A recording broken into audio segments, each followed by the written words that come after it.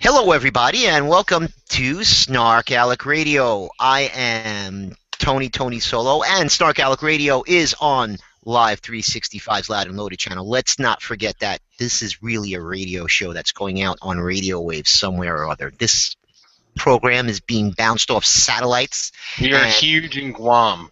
And aliens are watching the show besides the people aliens in Guam. Are deeply invested. And they are. But in Guam, actually, Kelly was elected like mayor of a village of about 10 people.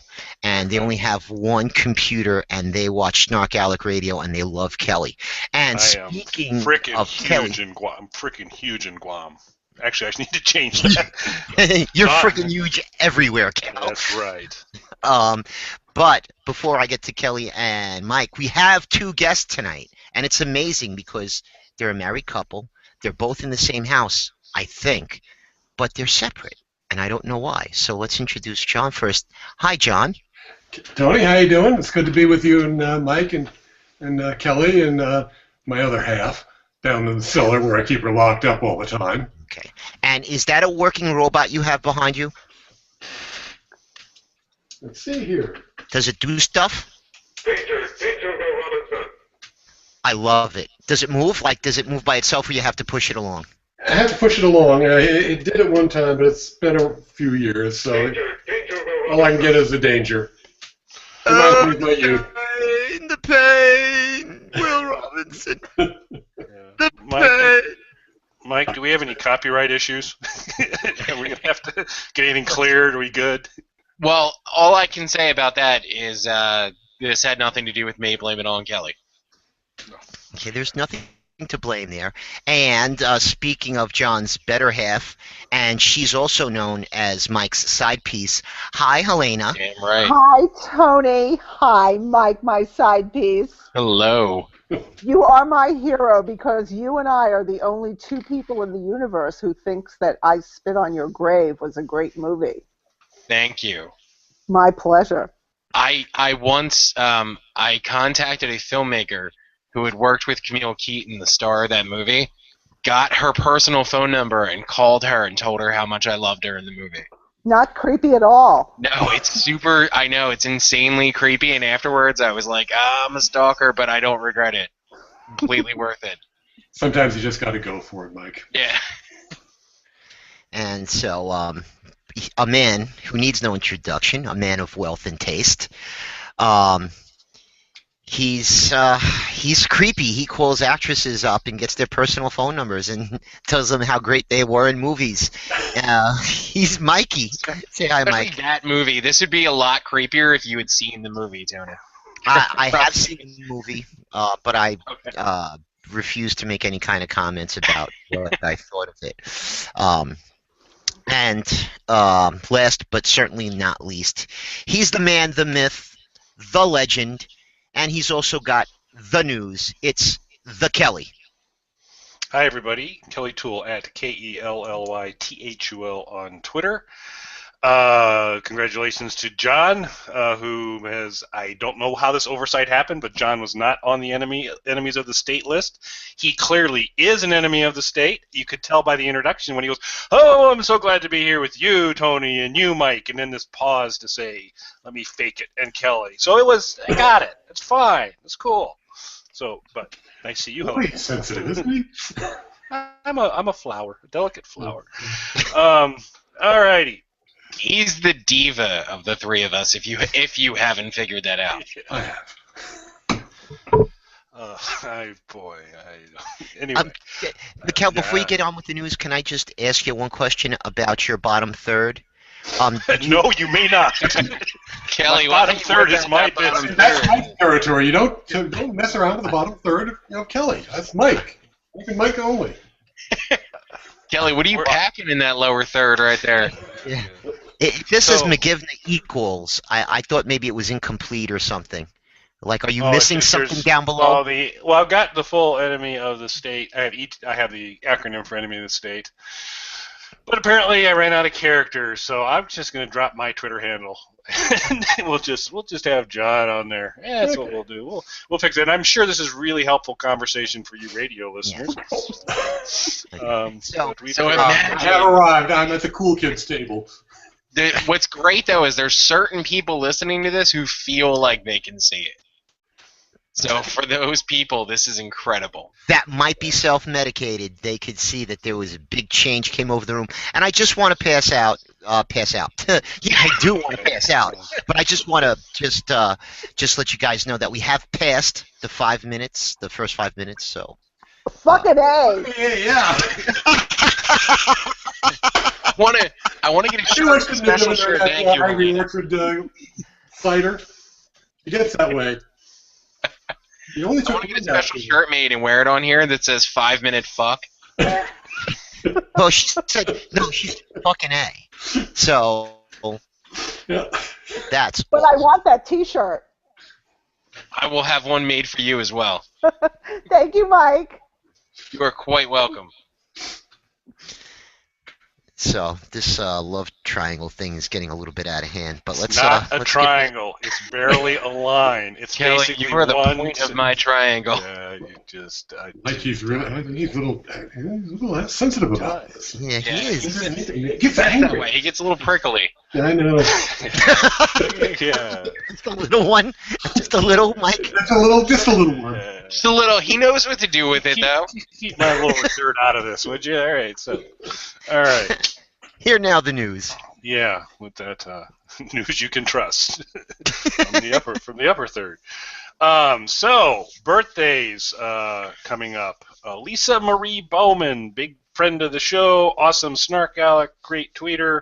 November 9th. November 9th is Lisa Marie's birthday, so be sure and send her birthday wishes on November 9th. We have a sci-fi original. We have, this coming up on November the 8th, day before Lisa's birthday, called Mutant World, which I believe is about a world of mutants. That's all I've been able to surmise so far. Tony, have you been able to find out anything more about this show outside of it's a sci-fi original? This is the one that has won awards. So it was a sci-fi original. But they premiered it someplace else at one of those festival things, I think up in Canada, and it did win some awards. So it looks like it's going to be a good one. I did DVR last week's movie. I have not seen it yet.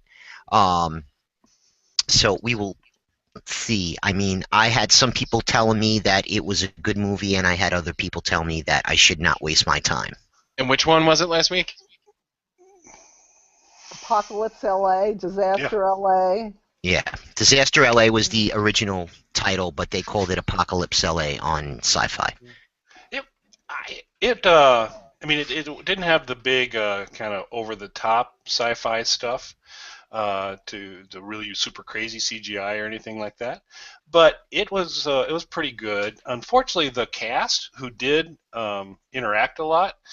They waited for West Coast time and the showing on the West Coast, so they missed most of us, but they were catching up with our tweets, and they seemed pretty receptive to it, particularly since they were not being treated very kindly. This was a bunch of hipster guys.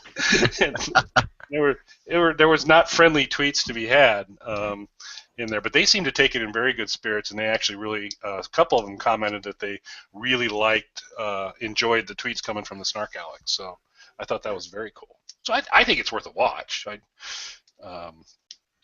When you got nothing better to do.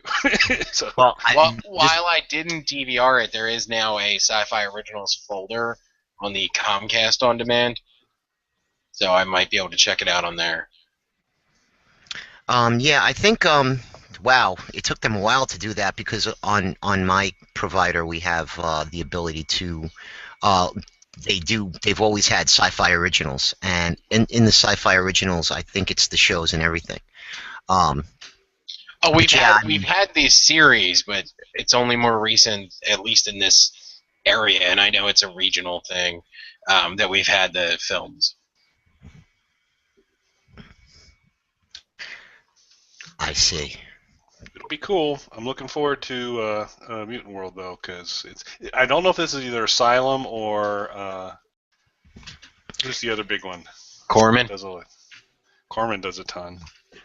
No. So, but I brought it up on IMDb and it was sparse on details. So, it'll be fun.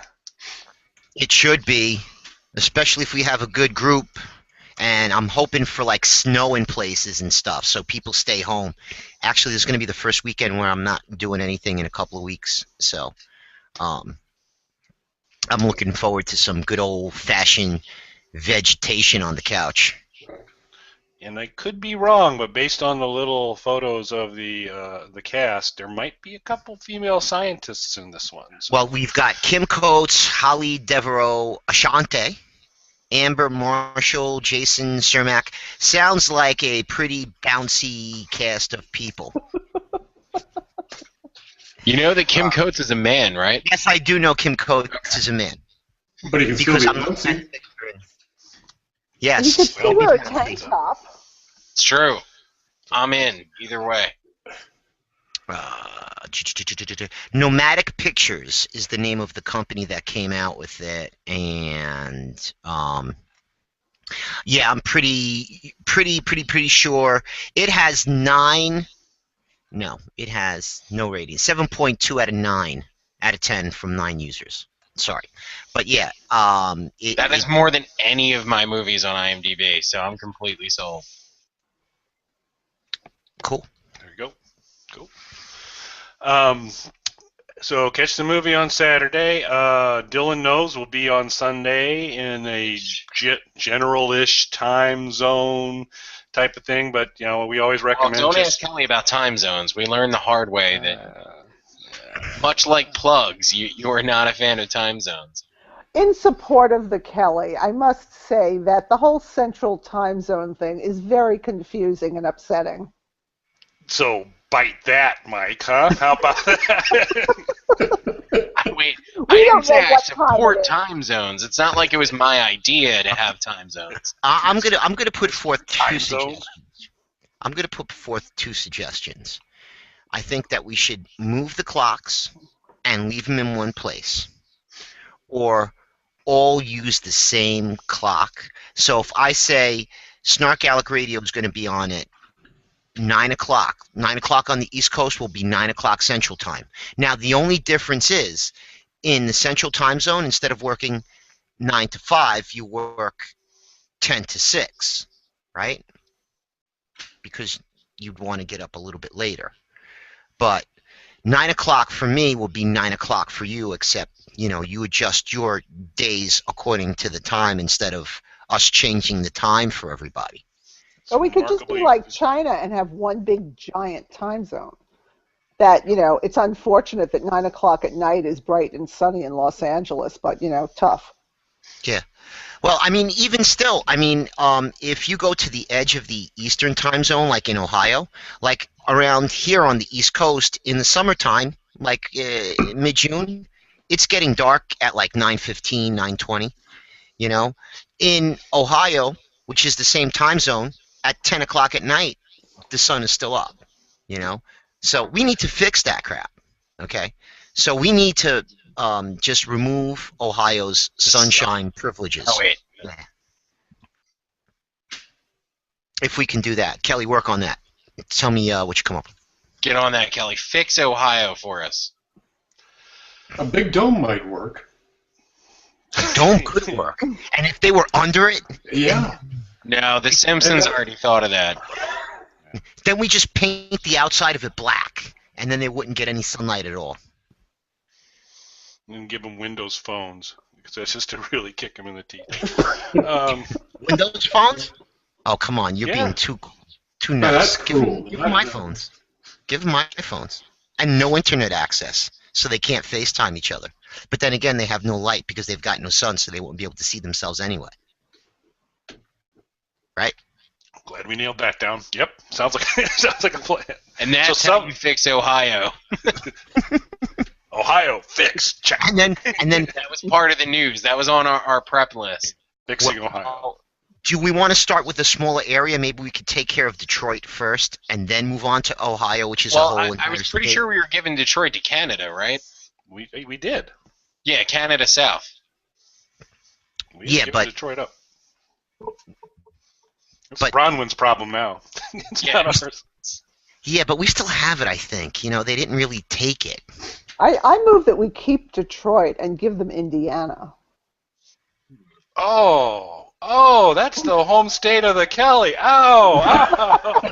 But you moved. You left it. Yeah, to the remarkably different Illinois, which is. So yeah, the roads are paved. Florida. All right, we can do that, Helena, but they still have to take Zug Island. Okay. Works for me.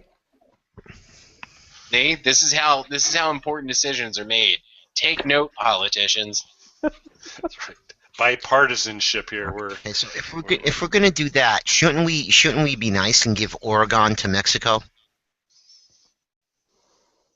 I think that what we should do is we should give Arizona to Pakistan, and they can just annoy the Pakistanis to death. The Mexicans? No, Arizona. Oh, but no. That wasn't anti-Mexican. It was anti-Arizona. Come on. Yeah, exactly. Duh. Jeez. I've been to Arizona. It sucks. It does. I'm fine with giving it up. So I was a little fuzzy exactly why Helena was on enemy of the state list, but so we got Indiana kind of taking a shot, and now Arizona, home state of Alice Cooper, taking a shot. You're hitting me, these are the tough places for me. I don't think Alice is going to go John's big got that cool. But Kelly, John's got that cool robot. That's true. It's true. The robot's not on the enemy of the state list. John is. I will point out, however, that the robot actually is mine. Oh, you claim everything is yours. Everything is not mine. You said it's yours. Like Okay, I think we should start cutting up this estate now because we know where this. We should all sit back. Go ahead, John. How do you really feel about this? Well, let me tell you how I really feel about it. Packing her up and sending her to Mike. I love what the news has become. It's basically the show. At some point, we're going to have to start doing 2 shows a week. One of them is just going to be the news. It seems to have taken a life of its own. That's for Yeah. sure. And at this point, before we're going to take a break before we finish with the news, and we're going to see how long we could stretch this sucker out. But this is the SnarkAlecs Radio Show on Live 365's Loud and Loaded channel, and we'll be right back with more not news. And we're back. This is the SnarkAlecs Radio Show on Live 365's Loud and Loaded channel. I am Tony Solo on Twitter. Tonight we've got John and Helena McGivna, and we've got the usual gang of idiots, Mike and Kelly here. And Kelly was trying to get through the news, but we keep on interrupting him with non sequiturs. If he was better at doing the news, though, he'd be able to divert us back and get us on track. I just want to point out, in defense of Kelly, that we did the news for about 50 minutes last week, although we were stretching it out because of the time problem that we had with Amy Glitters. But it took me 50 minutes plus to get through the news last week, so let's not blame Kelly for this. Did you hear that, Mike? I did. So I'm sorry, Kelly. Continue with the news. Okay. Regale us. Okay. Just take the ticket to the shut up train, and we've lost Tony. So, alrighty. So keep it together, Kelly. Keep it together. Dylan Knows. Start your browser. Go to YouTube on Sunday morning. Turn it on. Eventually, Dylan Knows will be on, and Mike will probably be a guest. So check out Dylan Knows there. Tomorrow night, Z Nation, the next episode of Z Nation. I love this show. I love it more and more each week. Friday night at 10 p.m. Eastern Time. And Sunday, of course, Walking Dead, which hopefully we'll be talking a little bit about tonight. A Boo of the Week. This was an interesting one. By the way, just props to Helena for her masterful booing during the disgust in your tweets on some of the boos. It's clear. It's clear the contempt you hold the tweet in, so congratulations. It resonates. It resonates. They've just been outstanding. It's been clear to me that You viewed them with contempt. But Boo of the Week this week, it's a delayed boo. It goes to guest from last week, Amy Glitters, Amy Figueroa. She booed me for when they locked the zombie in the shower. I said, "Oh, he's just stalling, putting her in the shower." And she missed that during the movie, but caught it the next day and gave me a belated boo. So belated boo of the week. I wish I could give it to Lisa Marie with this being her birthday week, but she didn't boo. It's going to go to Amy Glitters for stalling in the shower. And that is the news, unless Mike wants to mess it up and offer. Well, you are an excellent raconteur, sir. I give it off to you. I do have something to add really quickly, though. So I'm going to say it, and then you say it, because you're the one who's actually doing the news. So you just repeat everything that I'm about to say. And you know he's not going to do that. I would think because it's a trap. It's a suicide rap. You better get out while you're young, Kel. Yeah. Why don't you just share my? Hey, we're going to hand the news over to Mike. Mike, why don't you take over the news? It would be better if Kelly just repeated it, but since Tony pointed out that I wasn't as quick as I should have been to share the whole Elvira thing on Halloween, at some date in the next month, I will be on a Saturday at Tattoos by Mastel in Akron, PA. If anyone wants to come out and get a tattoo, I will be playing there while they are tattooing people. So if you want to enjoy the toe-tapping stylings of Pagan while also getting a tattoo, if that has been your lifelong dream, you can accomplish that and check that off the bucket list very shortly. Sometime in the near future. Okay, so how far is that from where I am? Akron, PA is a good hour and a half from me. Okay, so is it past Reading or is it before Reading? So I'm awful with directions, as I do not drive. Okay. So drive me places. So they just get there, and I don't know what happens in between. Okay, well, I wasn't asking you how to get there. I was just asking you whether or not it was past or before Reading, because, you know, that's just knowing, like, this place is here. Like, let's put it this way. I live here.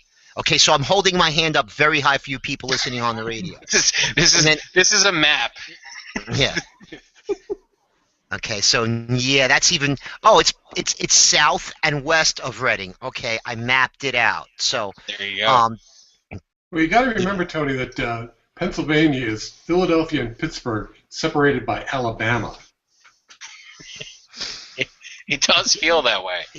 You are pretty close to that, because I will tell you, once you get past Norristown, I mean, and even sometimes there's some neighborhoods in Philly, there's actually like horse farms and stuff inside the Philadelphia city limits. And I'm not just talking about, you know, some guy's got a couple of horses, you know, eating some grass in his front yard. I'm talking about like a full-fledged horse farm. And then it's surrounded by, you know, urban slime. Yeah, I have my building on one side of me is an industrial park with factories, and then on the other side of me is a wooded area with a small path that if you walk for about 10 minutes, you're at stables. Right, and then if you go 2 blocks the other way, there's strip malls and Route 1. Yeah. So I was strange. I was there yesterday, dude. I was there yesterday. I'll tell you after the show. I was around the corner from your house. With binoculars. But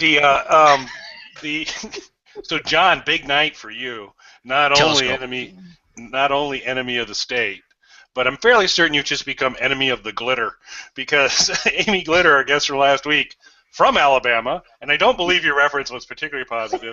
And fun fact for everybody involved, Alabama is in the Central Time Zone, if you didn't know. Okay. Something I've learned recently. Yes, Thank you for sharing that, Kelly. I'm sure that will come in handy for us. I also want to point out that Vicky Adesso has checked in. Hey, Vicky Adesso. Not Vicky Adesso. Yes, Vicky Adesso has actually checked in and said, my internet has been hijacked by the aliens, and now they're after my phone. Or maybe Guam. So I think a Windows phone? Yeah, no, I think she's got an iPhone. Vicky Adesso doesn't seem to be a Windows Phone person. I don't know anybody who actually has a Windows Phone. I saw one once. It was like a mirage. But we've also got Tori McAllister checking in. I am not going to read her tweet. And Holly Wilson likes my solution regarding time and time zones in the country. So I think that we should go ahead and start implementing that. And I think we should get in touch with Bronwyn and let her know that Canada is going to have to follow suit. I was going to say maybe I'm stupid here, and everybody knows this. How many time zones is Canada? How many time zones is Canada divided into? I think they have the same number that we do, but they may have one more. I think they have like an Atlantic time zone for like Newfoundland. And Don't we have that in Maine, though? Don't we have that in like far-flung in the eastern corner of Maine, I think is in that time zone. Well, you want to know something? Then we can give that little piece of Maine, we can give that to Canada. That'd be or bonus. all of Maine, really. Yeah. Really, who would miss Maine? That's right. I know, but yeah, and Canada's metric, so they have 10 time zones. yeah, they have to be 10. That's true. And listen, if we're going to give them Maine, can we give them Stephen King? Oh, yes. Oh, God, yes. Haven't we already done that? No. We need to wait for him to write a book about kids coming of age and facing their fears as adults, though. I've been waiting for that Stephen King book for years. Okay. I think it or the next one where the main protagonist has some kind of mental illness caused by some kind of medical condition that causes them to see the world in a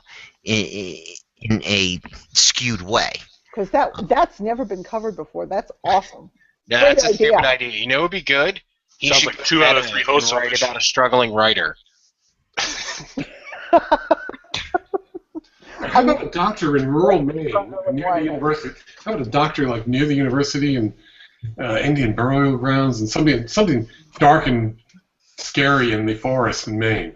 Right, and Definitely set it in Maine though, because that's pretty unique. right, and maybe we could have like a rabid dog or a that'd be cart great. that comes to life. There's got to be a guy named Randall in the show too, and a street I named love that you said a Flag car that Street. comes to life. Like I always forget that Christine exists. Christine? Probably Stephen King would like you that you forget that too. Yeah, it's a movie, Mike. She doesn't really exist. So. And you want to know something? Well, our car talks to us. I don't think we've ever had a story, a book, or a movie that properly used pig's blood as a prop. So if we can figure out, if maybe we could, flesh out a book right now where at a certain point in the story, somebody gets doused with pig's blood. Do you think we can work that into a story? Or maybe pineapple juice, I don't know. How about, could the car get doused in pig blood? Or the rabid The dog. car gets doused in pig's blood. The car that comes to life. Shows up and shoots up Christine. The car that comes to life gets doused in pig's blood, taking hey, now, and this is no reflection on you, Helena or John, but what if there was an older couple who were finally, for some reason, going to their high school prom because for some reason when they were actual students, they couldn't attend, maybe because the husband went off to the war, and so the whole town got together, gave them this car that came to life, and they got doused in pig's blood, but like this car before it came to life took them to the prom. At least you didn't say Revolutionary War, so that was nice. No. It's funny. And turn them back into a young couple. And turn them back into a young couple, a couple of 17-year-olds, and they went to the prom, and they came out, and the car wrecked or something. Yeah, this is Definitely. But as if long the as car- Emilio Estevez is in it, I'm a weirdly big Emilio Estevez fan. If the car was a met Emilio DeLorean. Estevez, I was almost arrested. I think we need to hear a little more about that. Yeah.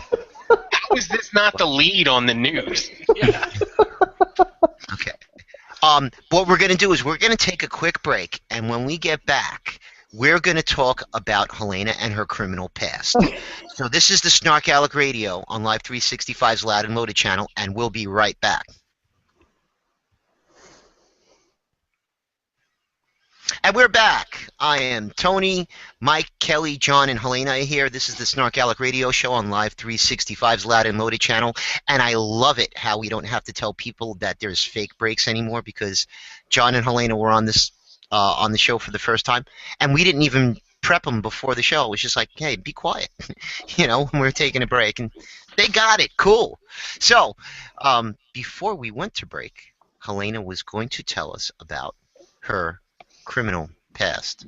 This is where you and Kelly can really bond. Yeah. Well, Do you want me to get you another Angry Orchard that'll kind of loosen your tongue up a little bit? You want another one down there? yeah. Okay. Well, We can get an Angry Orchard. She's got waiter service. She's got waiter service. Do you need a drink? You I'll come get here and get my Right back. Mike, you want what? What do you want, Mike? Kelly? Anything? I can run it. I'm in the same time zone. Do you have an ounce of truth, John? Because I think the show needs an ounce of truth. So, I could use an ounce of something. Ounce of truth? I Yes. worked in government for Right, 30 preach. go get your Angry Orchard. And we're getting. I'll be right back. We're giving Angry Orchard way too much free publicity right now. That's true. So I think he kept his headset on so he can hear us, which is really unfortunate. I Because think he ran away because he didn't want to hear about my criminal past. Well, go, Dish. Here's your shot. Okay, here, Dish. So, way back in the olden days, I was running around with a band called the Untouchables out in L.A., and they were going to be in Emilio Estevez's film Repo Man. Awesome So, movie. it was Emilio's birthday party, and they were asked to come. And since I was one of the hangers-on, I went too. So there was all of this. There was this huge party at Emilio Estevez's house, and it was, I think, out in Santa Monica. It was on the beach, and there were drugs all over the place. I love this story. Every part of it. And at Emilio one Estevez. point, This is the greatest story ever. and at one point, somebody said, "Bust!" So everybody ran around, they grabbed the drugs, and they were flushing them down the toilet.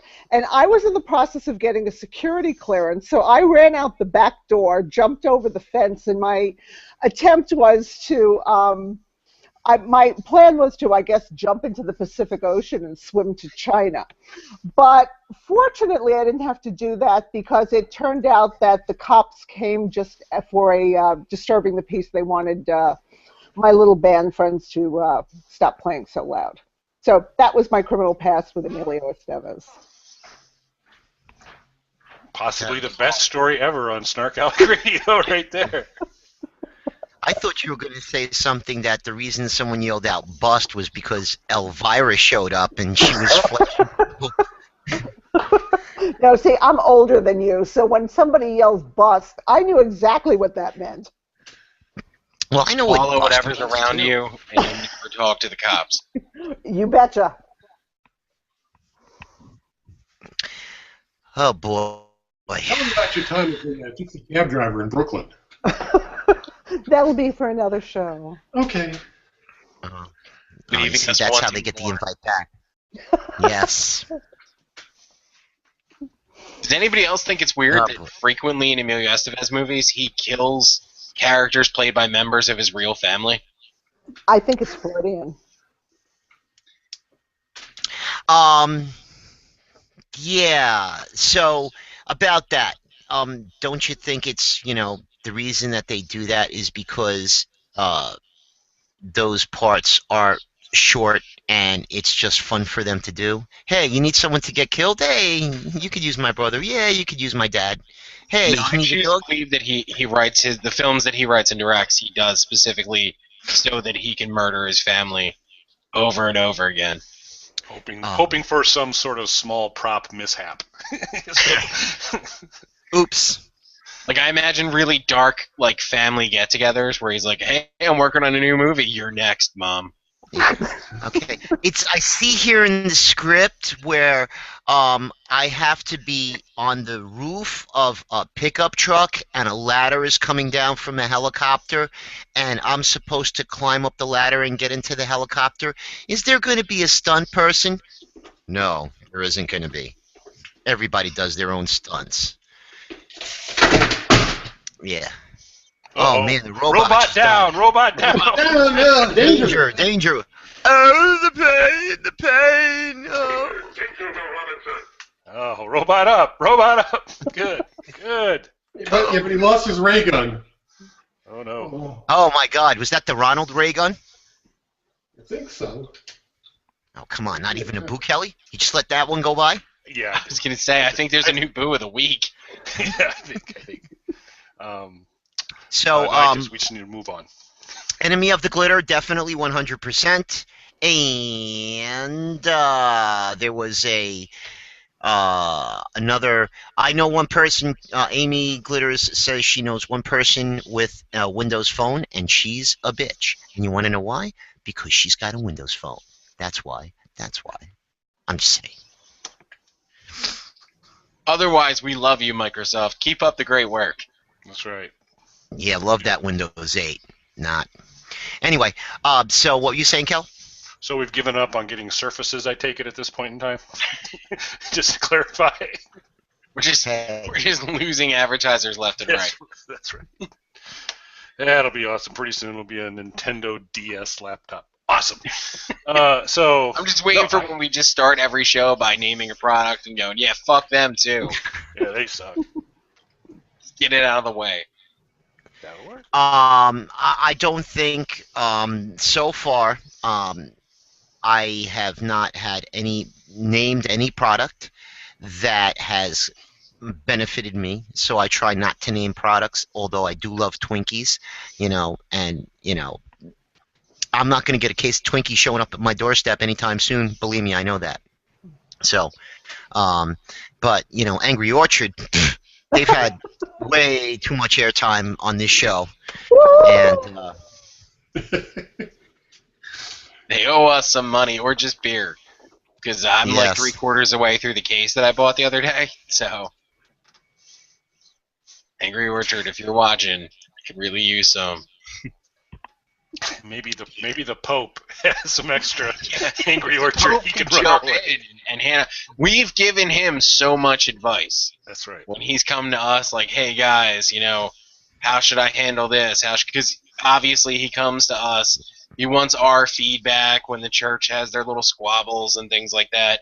And I think we're doing a great job at kind of untangling all of that stuff. Don't you, Kelly? I do. I absolutely do. I would like to point out that it was Mike's idea to have a twin showing of the Passion of the Christ and Battleship Earth, whatever Earth. Yeah, Mike's other show. Awesome. Yeah. Oh, you watch Mike's other show? What do you think about Mike's other show? Well, I love guys everything that are that with Mike him on does. that other show are fantastic. I think those guys are great, and they should actually be doing this show with Mike, but he's doing it with me and That's Kelly. right. They kind of carry his dead ass on that show. Well, that bat penis guy gets a little shy sometimes. Otherwise, we'd have him on this show. Yeah, bat penis. Well, hey, maybe I can throw a plug in for some Cialis. Maybe the Pope or the Curia can send me some of their supply. Maybe they're not using it anymore. This new guy's kind of tough. Really. Pardon? That's okay, really. That's okay. Oh, Really? why? Really? It's okay? Since when? Huh? See, this love triangle is more like a square between you've got Mike, Kelly, John, Helena, and you've got Tony on the outside looking in, just watching all of this fun. Don't you just enjoy train wrecks? Tony's still got his oddly shaped cushions to deal with, so he doesn't really need any of us. Yeah, I don't have that. All he needs in his little bunker. Yeah, it came back, but it's behind my head, that one. That particular cushion is behind my head. You like it that way, don't you? So if you keep your eyes closed, it didn't count? That's how Kelly got through college. Yeah. Oh. Yeah. Let's move along, please. So, The news was great today, by the way. the news was fantastic. Loved the news, especially that part where Kelly said that thing that made me laugh. That was great. So anyway, I wanted to ask you two, either Helena or John, were neither one of you watching Gotham, or was it just Helena who wasn't watching? I watched a little bit of it. Helena did not see any of it. I saw a little bit, and the little bit I saw looked intriguing, but I don't know anything about it. Okay, so I had heard, I thought I had seen an email where it said you guys were going to binge up on it. I guess you guys did not. Well, we focused on Z Nation and Walking Dead. And Walking Dead. Okay, that's I cool. have notes. Yes. Oh, copious notes. Copious notes.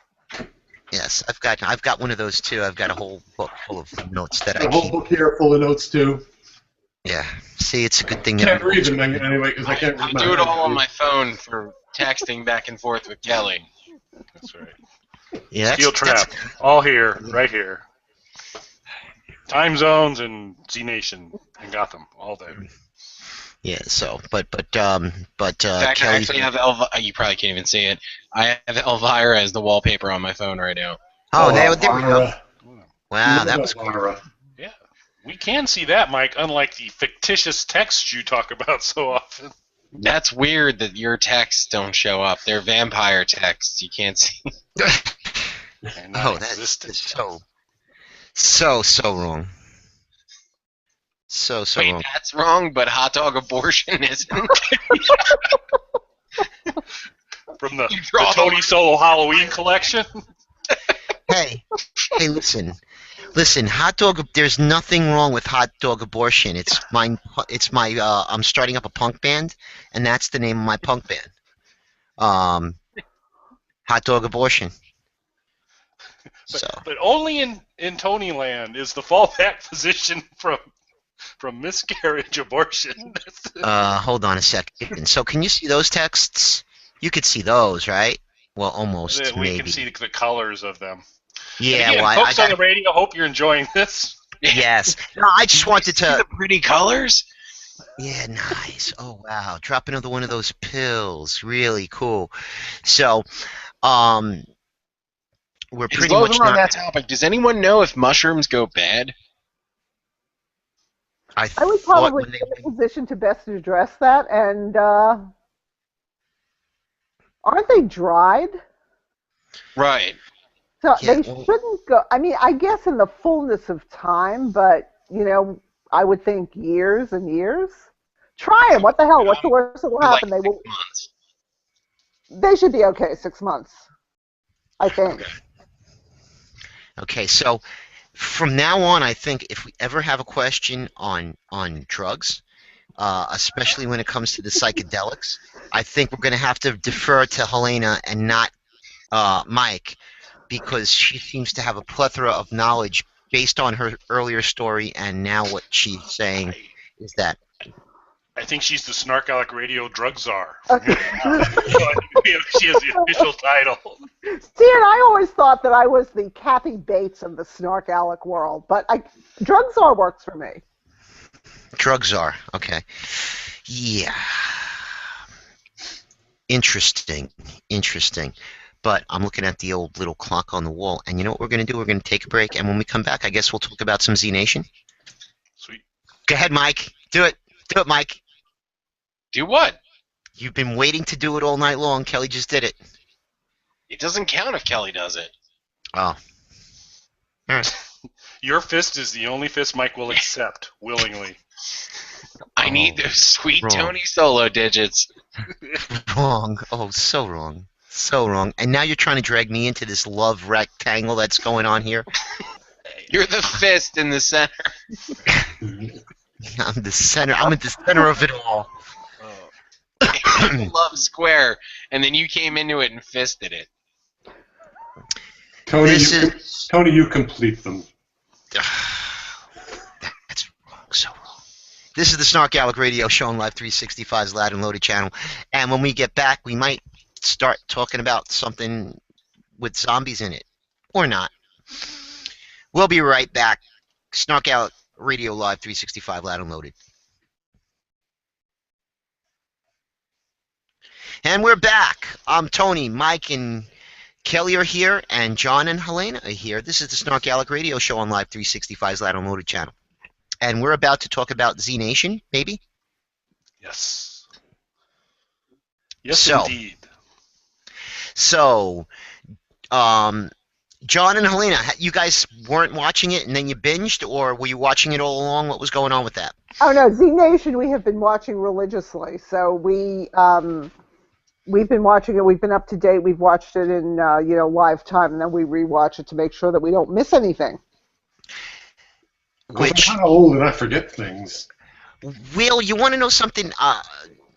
You could forget things, but there's a possibility that you could miss something because I'm going to give props to Laura Norman because she's one of the people who said it's like a mini sci-fi movie every week because that's the way the Asylum kind of does it. It's got some of the over-the-top stuff, but it's a good story and stuff that's going on, but a lot happens, and if you sneeze for a second, you could miss something in that show. So I'm going to start from what I can see left to right, and I'm going to ask you, on a scale of 1 to 10, Helena, rate the last episode of Z Nation. Scale of 1 to 10. I'm going to say 8, and I'm going to say 8 because I thought that the whole Murphy zombie horde, let's hide in the morgue, was like approaching a 10, and the whole Citizen Z, I'm hallucinating and talking to Soviet Union era cosmonauts was more like a 6-ish. So 8. And John? I'll have to generally agree. I liked the Murphy segment of it. I thought that was close to a 10. Citizen Z, I kind of liked it, how he dealt with the low oxygen level and the fact the carbon dioxide was building up, and I give that an 8. So I would give that episode a 9. I really would. And so, of course, we have to save Mike for last. So, Kel? I'm going to go with our drug czar and be at an 8 for it. And as both the McGevinas have pointed out, as no surprise to anyone, Murphy carries the show. But it was a solid 8. Loved it, particularly the group segments. The Citizen Z stuff was a little bacon gauntlet-y for me in terms of it wasn't too hard to figure out, oh, he's carbon monoxide, oh, he's hallucinating. And so they drugged that out a little bit too much for me. But it was for a hallucination, it was a fun one. So I enjoyed it. Like I said, every week I enjoy watching this show. So solid 8 for me. And last but not least, because I'll save mine for last, Mikey? On a scale of 1 to 10, I'm going to say way better than The Walking Dead was this week. Wow, that's interesting, but we can get back to, because we're going to talk about Walking Dead. I'm going to pretty much agree with what everybody said, except the dude who played the Russian cosmonaut guy really did. I liked his performance, and he was actually tweeting along with me, like he was having a conversation with me as through the night. But I liked that piece because it at least showed Citizen Z more than just being a one person going stir crazy up in that big base wherever the hell he is. And again, Kel Murphy, the last couple episodes, man, he seems like he's on the verge of like running out on these people. And I don't know what show you watched. I saw a guy save that group. And I saw That's a guy. what I saw. I also saw a guy steal supplies from 2 people that were holed up in a house, and he opened the door to let the zombie version of the lady's husband in. which they asked him to do. If They were you- like, we my need to husband- be reunited with our father. Yep. So he met their wishes. And he took the water to save his people. His people, they're all dead without Murphy. And that group was menacing. Up in that room, she had a knife. And we have already seen children with weapons in this show. So he spotted that they were bad news. And so he did what he needed to do to save the group. He's a national hero. A national hero? Yes. Because Murphy was just about to walk away, and then he went back. And this is the second time he was about to walk away. And every time, it seems like he's getting that close to taking a bite out of one of his companions. And because he was real close in this episode, it looked like he was going to chow down.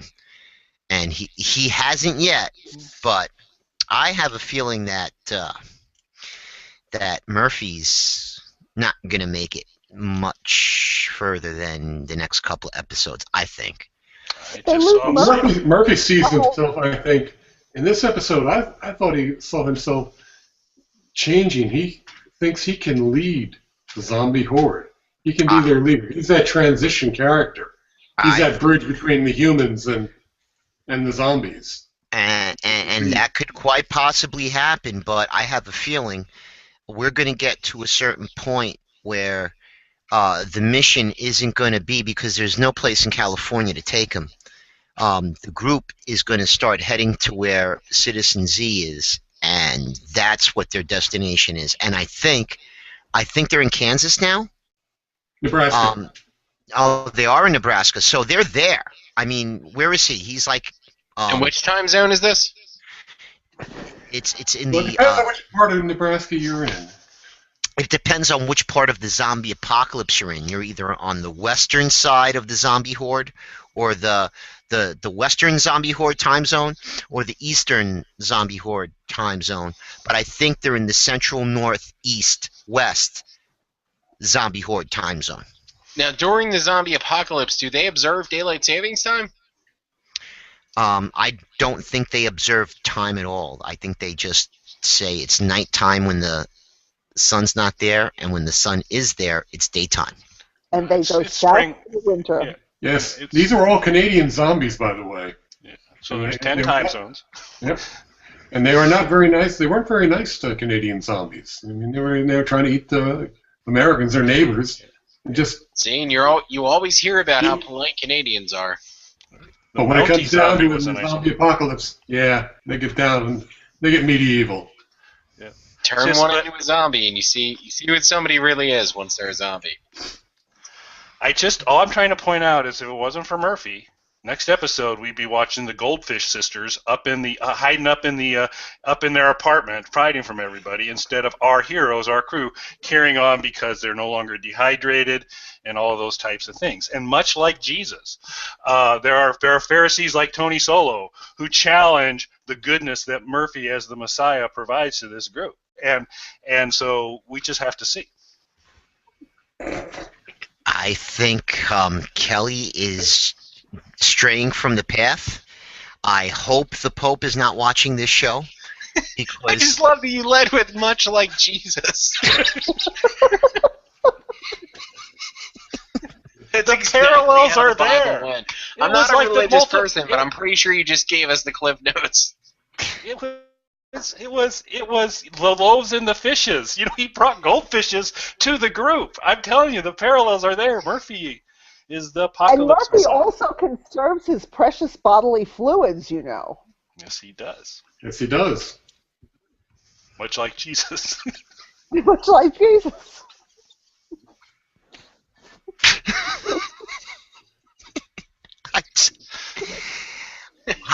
we can't keep on going down this road. How can the Pope take us seriously if I just we're want to point out starting it's not me who Murphy takes us down themselves? this road, and I'm proud of that. Wow. I just when don't Mike understand starts to why- create like- distance, I'm in a bad place. Yes, you are, dude. I'm telling you. So Yeah, I think anyway, I think the Pope has put in a call to the Holy Inquisition about the Kelly. I think we're all in agreement that Murphy's a dick, and that We are not in agreement. No, No, yeah, you're I'm not. not in I agreement love with that. Murphy. Well, you can love him and still be a dick. He's That's not a right. dick. He's awesome. You could say There you go. I love Dick, but Yeah. you know, No, if his name is Dick, so Tony, you incorrectly stated the sentiments of the group. Okay. So at least there are two intelligent followers here, and then you guys can have your own opinions. well, I mean, I think not only is okay, so Laura agrees with me. Kelly's going to hell. Oh, good. Holly 'Cause wanted to point she's the evaluator. I don't think that, don't know that. we know the Pope, so I feel like we got it in. Yeah, but the other, hey, before you start jumping on Laura, she wanted to point out, she was like, hey ho, everybody's ganging up on the dickweed tonight, and she was trying to come to your defense, but hey, you know, now you're just flushing that down the toilet. And before the show is over, we are going to hear that robot say "Danger, Will Robinson" one more time. So hold on, Amy. But dude, come on. No matter what you think, he did not save. The people up in that room were not a threat to anybody, okay?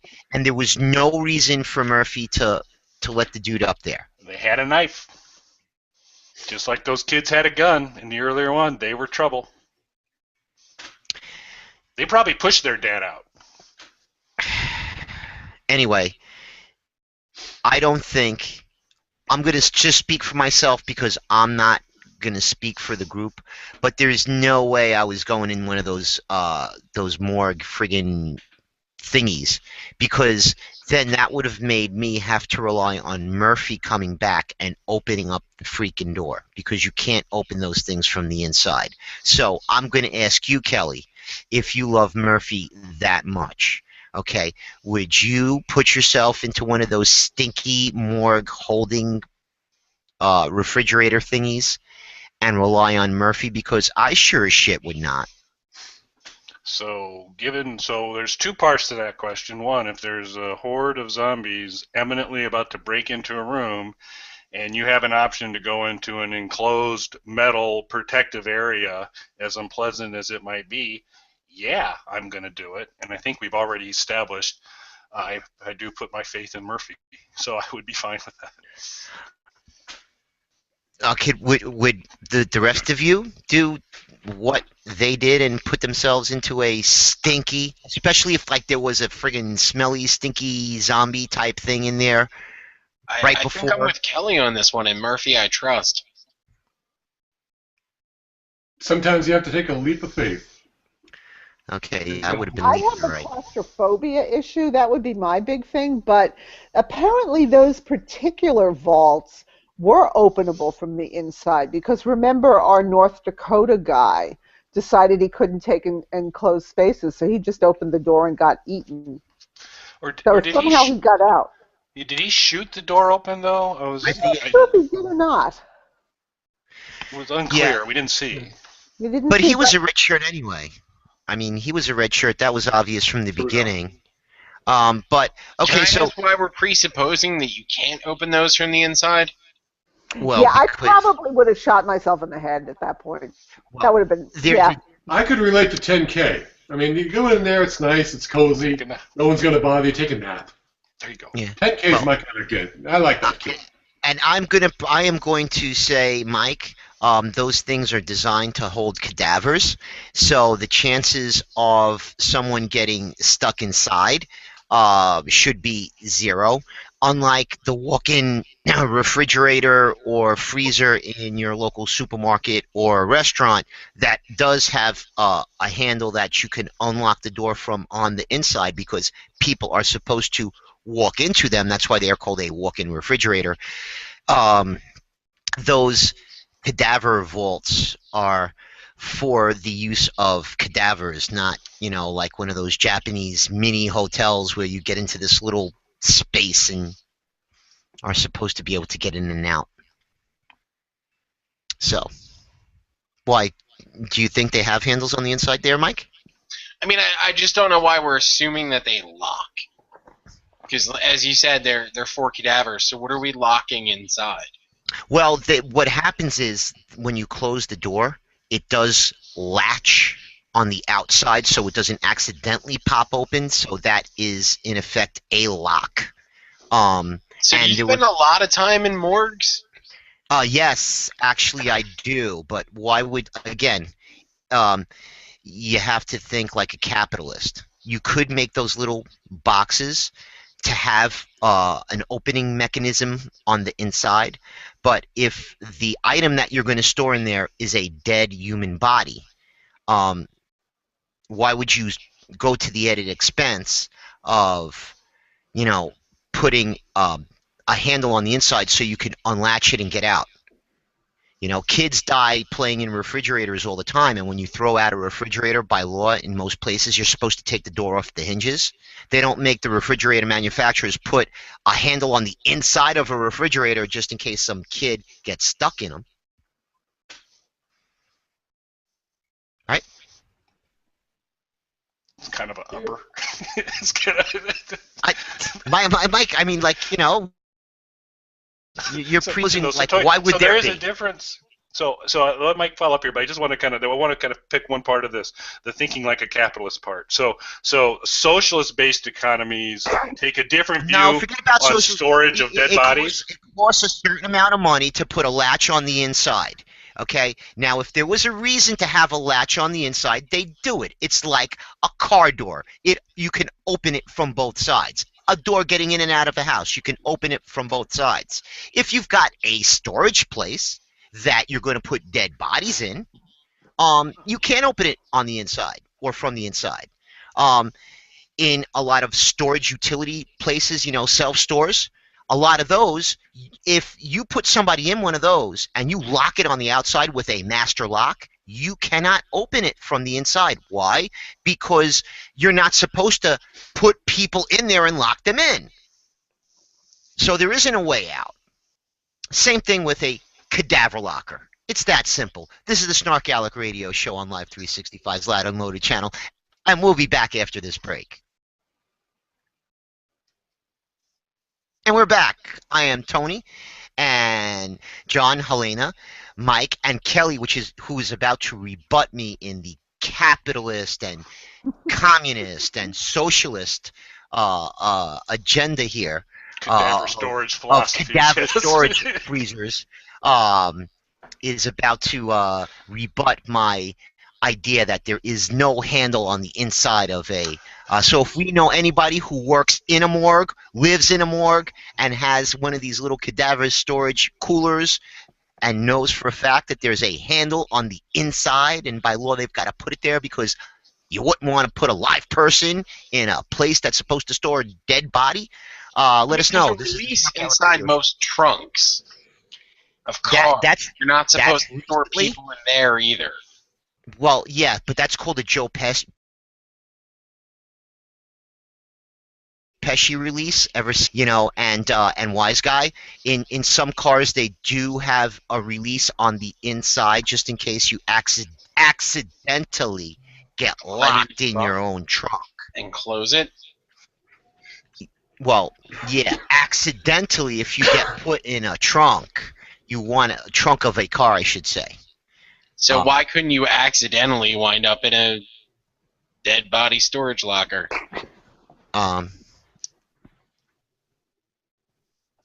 First of all, I have a hospital that I go to that has a morgue that has those things. Okay, and so they're not a very good hospital. I'm just saying. Okay, show of hands. Okay. Regardless if there was no zombie horde, no nothing. How much money would I have to give you to go inside one of those, whether they have an inside release or not, for 20 minutes? And right before you go in, we're going to slide out a cadaver. And you're going to get right on that little slab, and we're going to push you in and close that door. How many of you people are going to do it? Do we have to slide out the cadaver? Shh. Yes, because there's not room for more than one person in there at a time. Did the cadaver come from West Africa? Did he die of Ebola? You don't know. Oh. It's a dead body. It's coming off the slab. You're going on the slab and going in there for 20 minutes. And so... Okay, now how much money are we talking about here now? Let's get down to brass tacks. About any kind of... I'm not going to give you anything. Oh. I'd do it. Liar. Can I take a pill? I would do it. Yeah, I'd do Mike, it. I believe. Kelly's a liar. Helena? Do I get to take drugs? No. Oh, no. No drinks? Of course you do. You're our drug czar. You're going to be in there for 20 minutes. No. You're going to be in there for 20 minutes, okay? And that 20 minutes is going to seem like an eternity to you because it's going to be like being in one of those sensory deprivation tanks, okay? It's going to be total blackout, and there's going to be nothing but the sound of your heart beating. Yeah, no. No. You're not going. How about you, No. John? You're going in there? You're making this sound unpleasant, and I don't know why. Because it is going to be unpleasant. You don't know that, though. You haven't done it. Say again? Can I take a pillow and a blanket? No. I'm a blankie. No. No? No, gonna be you get a shroud. The shroud? Ooh, that means I'm going to be naked. Stainless steel. You're on a stainless steel roll-out shelf. You get on there. You can have your clothes on. Okay. I'm gonna. Yeah, corpses. When they put them in there, they cut them up. TV show, and the only way to get it on network TV is to make sure that there's no nudity. Stainless steel slab. Slide it out. Take the cadaver off. Put you on. And for you, John, I'm going to say the slab we're going to put you on. No Ebola. Okay. Yeah, I'll do it. The rest of us don't get that option? Just for John. Hey, I claim it. He claimed it. Why is there only one slab that doesn't have Ebola? I don't want to go to this hospital that you work at. No, because they have more to accommodate their incompetence. Can you put Mike and Kelly in the same slab? Oh my John, no, because then that would defeat the purpose. Because they would come out and they'd be Kelly would be pregnant. Here we go again. So speaking of that, I think we need to take a quick break and check Twitter because Amy Glitters, our guest from last week in the time zone that I now understand, would like to have she shared that she is with the Kelly. And she's Team Murphy. She pointed out he reunited a family, much like Jesus did with Lazarus, I'd like to point out. And fed his people. That's not love, but she's just repeating what you said, Kelly. She repeated what you said. So she's supporting it. And I support you, loaves Kelly. and fishes. See? I'm going to take a break. Okay. As you do. Go right ahead. And while she's taking a break... Yeah. Let's do nothing. So, yes, Father Kelly Toole and his zombie sermons. Nice. And I said like. I didn't say he was. I said he's like. He's Jesus-esque. You know, I'm not Murphy Messiah. Yeah, yes, but he is. He's saving the people. That group's dead without him. Okay. That group is dead. Let's put it this way. He saved 5 people, but he took out another 2. Okay? Troublemakers. And and the family. Look, you gotta break a few eggs to make a post-apocalyptic omelet. That's right. So needs of the many, 5 outweigh the needs of the few. 2, done. And according to Laura, the answer is no. There is no handle on the inside. That's according to Laura. So thank you, Laura. This is what I want to get to the bottom of. If you have been inside one of these, then I completely take your word for it. I want to hear from someone who works in a morgue and knows for sure what the conditions are inside these. A capitalist morgue, to be clear. Well, at Barry Benstador says if you go in head or with your feet at the back or at the front, you can kick your way out, which is a good point. I mean, these aren't vault doors. So, you know, a little kicking in there, you're out and you're among the zombies. So she does appear to offer like a link. Laura does that might answer the question about the handle. So we'll see. Excellent. Thank you very much. I was. Yeah, it's not something you can find online. Google it. Well, I was just Googling it. Yeah, there's an autopsy Q&A by Dr. Stoppler, which is the link that Laura shared us, which included the question, do they have a handle on the inside just in case? And Dr. Stoppler says they don't. Okay. I'd like to see his credentials. Again, and just you know, maybe when I said it earlier, when I said, you know, there's no reason for them to go to the added expense, but when it's something that's really not necessary, why put it in there? Because you make it a little bit more complicated. Keep it simple, stupid. Don't need a handle on the inside because guess what? People that are inside are not supposed to be getting out unless you want them out. And, you know, hey, well, I mean, is that something that's available as an added feature? Well, why would you want to get that option? Like the luxury edition? Yeah, like why would you want to get that option? Because plus to retort this doctor, quote unquote. Yes. I mean, I'm sure. Again, this is capitalist society. I'm sure there's more than one manufacturer of these vaults. I'm sure there is, but again, why put something in that's going to make the design more complicated, more costly, if it's something that's not necessary? I'm just saying, you know, it's pretty simple. Government regulations. Yeah. Make a simple thing more complex and costly. Well, government regulations aside, though. Basement morgue ideas. That's right. You know, Obamacare, people. Yeah, blame Okay, Obama. well, Thanks, Obama. No handles on the inside. Thanks, If you want a handle on the inside, you know, there's got to be some kind of horrific accident where someone gets trapped in one of those things and dies. And that's why when you buy coffee, not that somebody died, but it says, hey, caution, contents are hot. Okay? Because people are stupid. But, you know, people do a lot of stupid things. You don't see people playing hide-and-go-seek in a morgue and trying to get into one of those little cadaver slab thingies. So, well, maybe they would if they were a little bit nicer. Yeah, maybe they would. I did see that on the movie. I did see that in a movie called Night Shift with Michael Keaton. Well, yeah, and there was hookers, and they had a prostitution ring going on at the same time, you know, and that is pretty sick. But, Hey, you do it on a slab in a morgue, you never want to go back to anything else.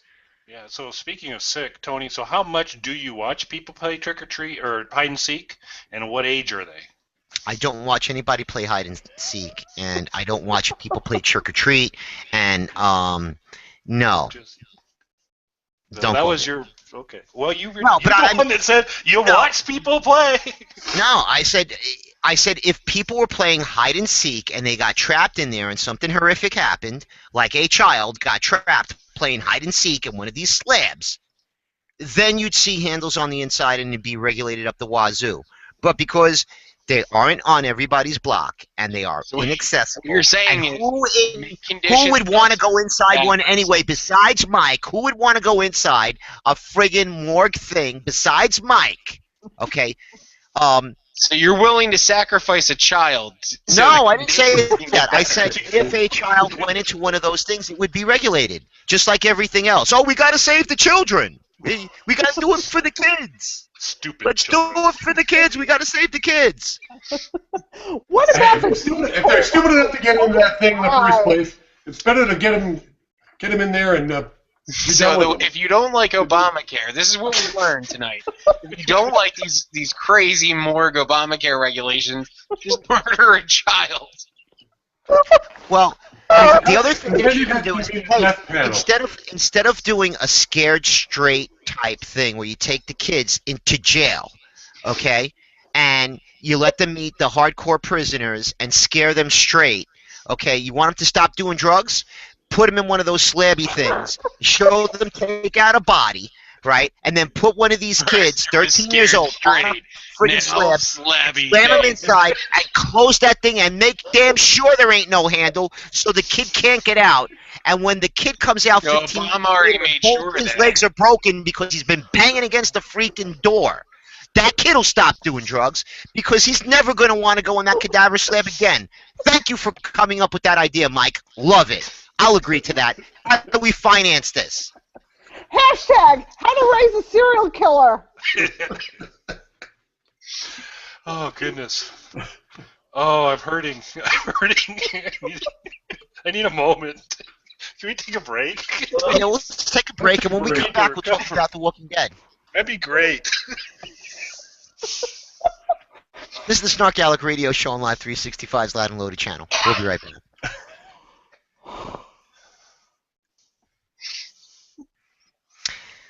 Has everybody collected themselves yet? We good? I think so. Mike, you okay? I'll give it a Going shot. into your private space there, Mike? I'm always going into my private space. Don't let that stop the show. Okay, so Mike's in his private space, and we're having a great time here on SnarkAlecs Radio. We're back. Tony, Kelly, Mike, Helena, and John are here, and we have just figured out how to get kids to stop taking illegal street drugs by just putting them on a slab and locking them in one of those little mortuary vaults until they break their own legs trying to get out. Because we don't have any handles on I'd like to clarify that's a Tony plan. That's a Tony plan. Just like Jesus rants. Yeah, well, we get to this point here, and so it wasn't a rant, and all I did say was much like Jesus, but now basically I'm at a point where that's like a tame part of this episode. We have gone so far that this is like, oh yeah, he was kind of, I'm very pleased with how this is turned Kelly out. thinks he's off the hook. No child murder agenda. The Pope listened to this program, and he said Murphy's the Messiah. I said he was like Jesus. I didn't say he was. I thought I heard him say Murphy the Messiah. And I did, yeah, and I mean, you can have, he's performing a Messiah-like role, but we need to talk about Walking Dead for now. Because Beth is not the Messiah. Okay, so same thing we did last time, except we're going to go in reverse order and start with Mike. Scale of 1 to 10, last episode of The Walking Dead. So for a change, I'm not going to just give it a simple number rating. For a change. Just to switch things up a little bit. I'm going to go a little bit more in depth with it and just start by saying that I almost put the zombie makeup on again this week, so at least we'd see a zombie.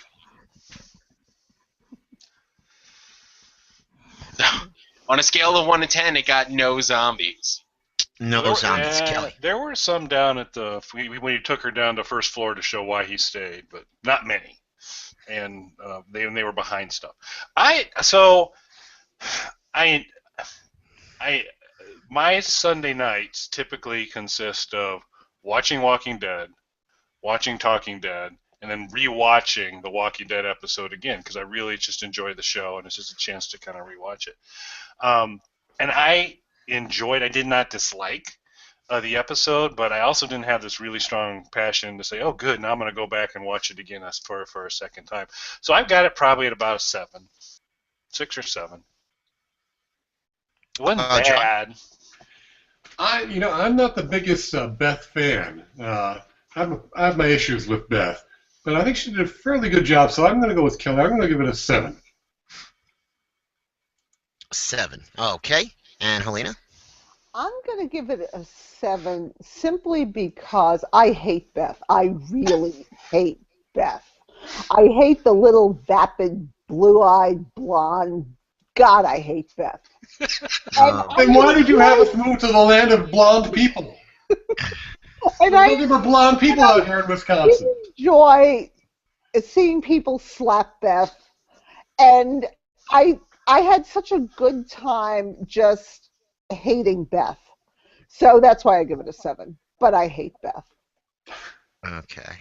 I'm going to kind of disagree with you because I'm going to say for about the first 40 minutes of that episode, I literally was I like seeing Beth again.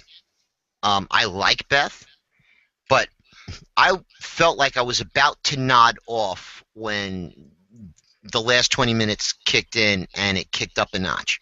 But for all the Beth haters, the one thing that happened in this episode was, yeah, she got slapped around. Beth showed us that she was a player. You know, she was scamming behind the scenes, and that cop Gorman. What I mean, he even out creeped Gareth in the first 5 minutes of that episode. You know, I mean, he wasn't long lived, but he did out creep Gareth because just such. I mean, the creep factor. Not that the doctor was much better because he was a slimy piece of shit too.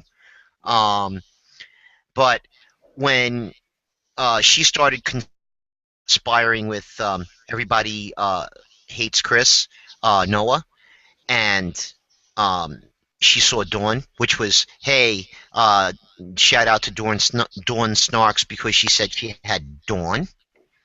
And who else did she have? She had Dawn and she had Noah.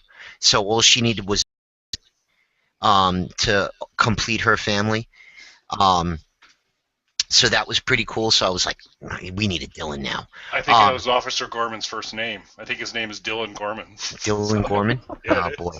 That would be real creepy. Oh, my goodness gracious. But when she told Dawn that, you know, the girl that had, I mean, when I knew things were going to pick up when she looked down and saw the girl had killed herself in Dawn's office. And then, you know, when she was on her way out and she told Dawn, she says, yeah, Gorman's in your office, blah, blah, blah. Meanwhile, you know, there was already a buffet going on in there. I was like, that's friggin' badass. You know, and she did it with a straight face. So, I mean, Beth made a lot of points with me just for that one little thing, but she showed a lot of balls. Hey, balls. Yeah, she did get You kind of froze. All right, John, try it again. You kind of froze there for me, anyway. Yeah, I had that too. up on the badass meter this week. Okay. What number on the badass meter for her? From 1 to 10, I think she went up to about a 5, maybe a 6. Well, I mean, if you take that and the fact that she went down that knotted sheet rope, that Noah was smart enough to let Beth go down first. Yeah, you can go first, yeah, because that way we can make sure the sucker works. You know, and send let her get the key. Yeah, send the delicious food down first. You know, because that way they might fill up. Delicious, huh, Kelly? So you think Beth is delicious? I think if her choice is between Noah and her, if I'm a zombie, I'm probably starting with the younger more. But you'll be thinking of Catwoman. Let's go with the Gareth method. You know, women taste better than men. And, what I've learned. So she made some points with me, and so what did you guys think about the way it? Because I mean, it picked up. And so what did you think about the end when the person they show coming in on the gurney was Carol? Well, what I thought was I would love for Carol to sit up on the gurney, see Beth, and say, "So, ask me what happened to Lizzie," and then slap her. You really don't like Beth. Okay. Yeah. So I mean, so it's kind of cool because you're going to see, you know, eventually they're going to layer this in. Although it looks like next week we're going to have kind of an Abraham-centric episode, so we're kind of have to wait a show or two to get back to this arc, which is fine. But the Carol part was really cool, but and this was the part of the show that I'm willing to suspend my disbelief on a lot of stuff and give them a lot of latitude on things. But this idea of Beth being able to deadeye 7 zombies in pitch black and have the kill shots lit up by the muzzle blast is bullcrap. Yeah. It's the most stupid, unbelievable thing ever. So, and how many bullets did that gun have? 18 is according to Sci-Fi Sync. Okay. Yeah. I counted about 12 from Beth, and the rest were from the cops who came out when she was falling down on the street. No, in the basement in the basement. Okay. So I'm gonna say, irregardless of what happened in the comics, most people are guessing that Carol was either captured trying to infiltrate, and or the person that is with Daryl when he says "come on out" is actually Noah. And they're going to formulate some kind of, this seems to be the general consensus with most people, who they think Noah's there, and Noah and Daryl are going to tell Rick and the gang what's going on. So instead of them going directly to catch up with Abraham and Eugene and Maggie and Glenn, it's going to be to rescue Beth and Carol. Well, Carol could be sent in as sort of a Trojan horse, right? Right, she could. That could also be, but again, Carol is one of those people where it seems like they try and get weak people that they can get to do what they want, and Carol definitely looks like she fits that kind of mold. But I mean, we all know Carol. Not only is she a badass, but she's like a super badass. So. But that seems to be one of the details that people are saying, well, Carol, maybe they didn't capture her. Maybe, they rescued her or whatever. But, yeah, along those lines, either way, Carol was trying to get in, and she got in, and she's in.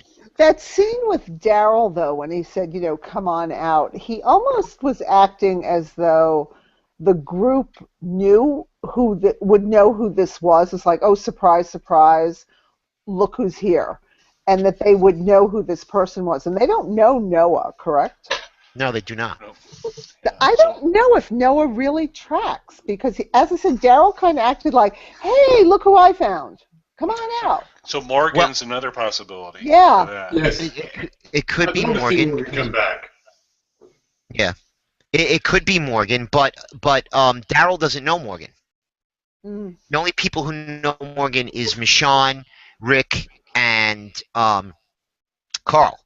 So Daryl, unless he said, "Hey, I'm Morgan, Rick's friend," like why would Morgan walk up to a perfect stranger and say, "Hi, I'm Morgan, Rick's friend"? So it would have to be.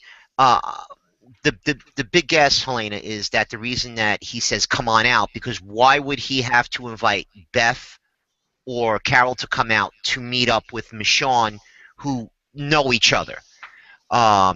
So it would have to be somebody who is unknown to the group, which would be why he would have to invite whoever's back there to come out. And the cool thing here, and you mentioned the comics, is that this arc here in the hospital, not in the comics. So they've got kind of complete latitude to do whatever they want to do. Right. So, and there's a whole bunch, but we don't know it, and it could be just one of those little side trips, and it's a way of getting Beth back. So we'll see how it plays out. But a lot of people also think that next week we're going to see the Abraham group and what they're into, so maybe we'll find out where they get hung up, because then Rick's group, they save Beth and Carol, and then they start following Abraham, and then they have to save Abraham, and now we're playing leapfrog again, and, saving each other and saving each other and saving each other. So I hope it doesn't turn out to be like one of those never-ending, we're saving each other from stuff.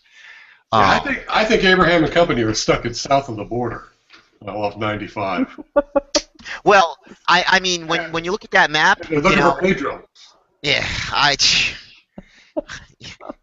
don't want to be going up I-95, dude. No, Stay off I-95, because you're going to be doing a hell of a lot more walking than driving if you're on I-95, because those bridges are going to be clogged, and you ain't going nowhere, and, well, whatever.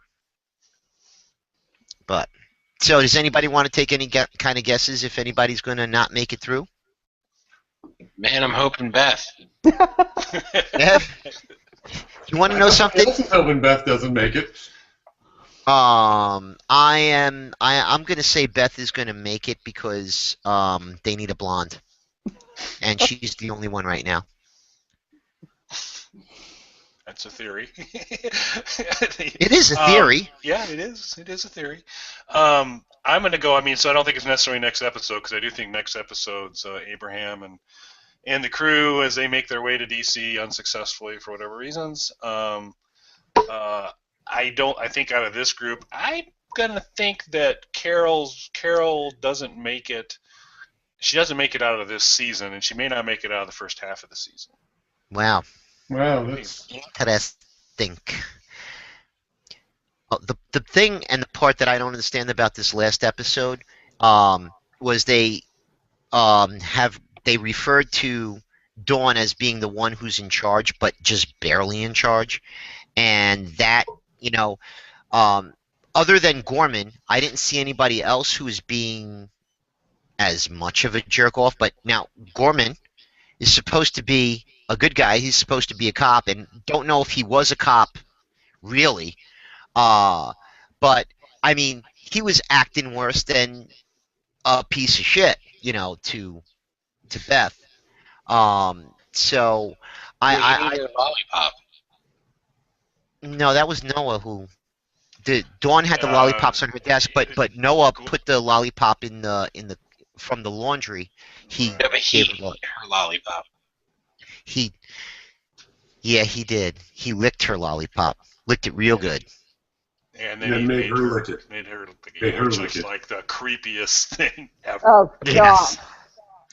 Well, I did point out that, his face looked like it was plastic, but he was exquisitely manscaped for being this deep into the zombie apocalypse.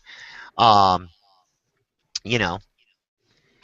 they had Noah doing the laundry all the time, keeping Dawn's uniform in perfect shape, not starch. They seem to have a lot of supplies for clean uniforms. Clean uniforms, but when I say manscaped, his hair was freaking perfect. It looked like he came from the barber yesterday.